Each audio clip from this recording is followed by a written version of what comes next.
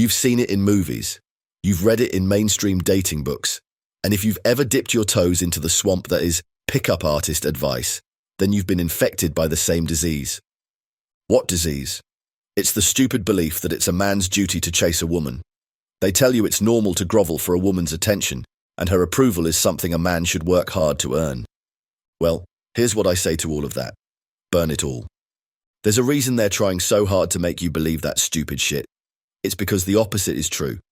The moment you flip the script, the second you refrain from chasing, she stops being the prize.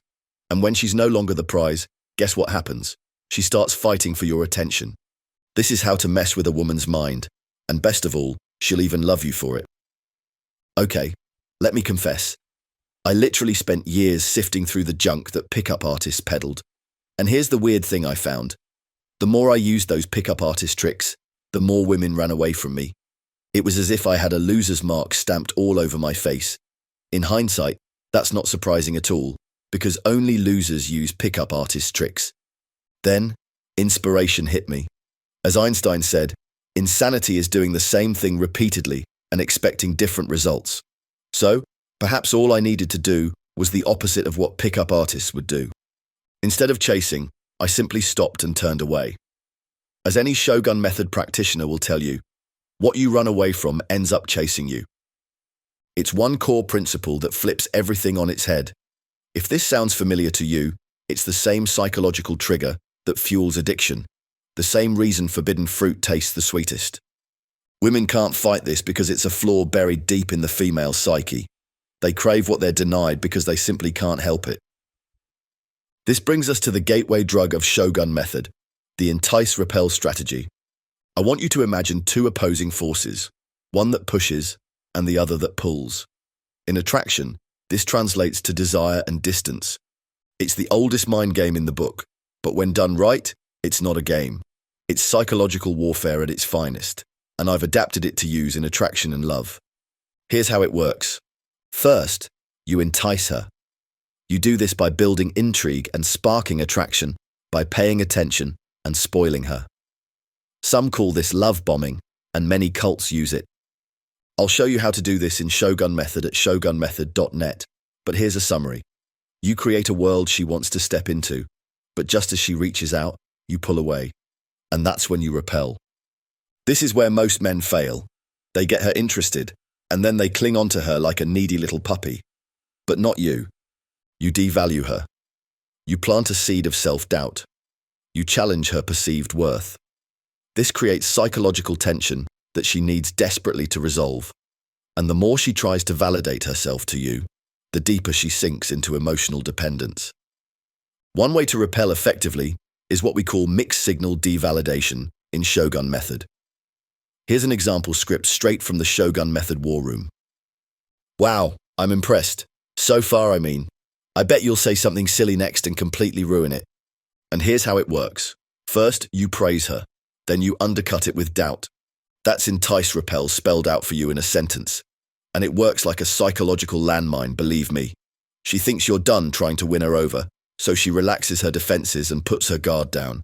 Once the love bombing ends, she fights for your approval. This is what makes entice-repel so lethal.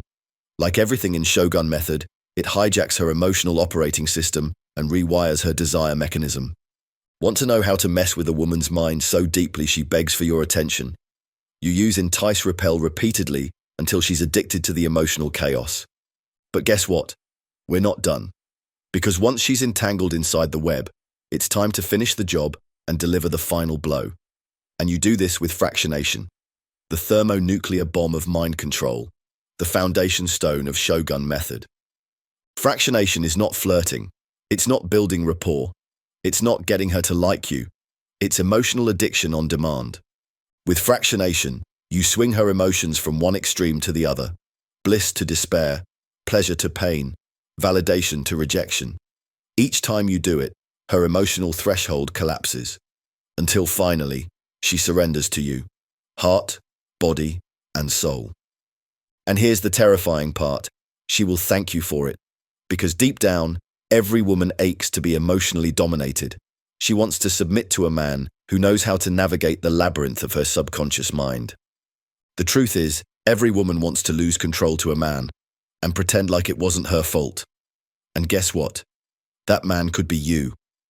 Now listen carefully. I hope you're ready to turn your back on everything you've ever been told. It's time to leave behind weak, supplicating behavior and start commanding the minds of women. It's time for you to get your hands on the Shogun Method online masterclass at fractionation.org. Inside the Shogun Method online masterclass, you'll learn how to weaponize fractionation and put any woman under your authority and control. You'll burn every shred of nice guy behavior down to the ground and rise from the ashes as the virtuous masculine man she can't resist. So, here's what to do. Go to fractionation.org now. Watch the masterclass. This is not optional. It's the difference between being forgotten or friend-zoned and becoming the man she never gets over. Shogun Method is a psychological weapon camouflaged as dating advice. I didn't write it for the average chump.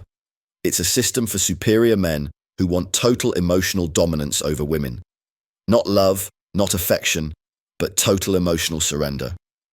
Do you have the balls to do this? Fractionation.org.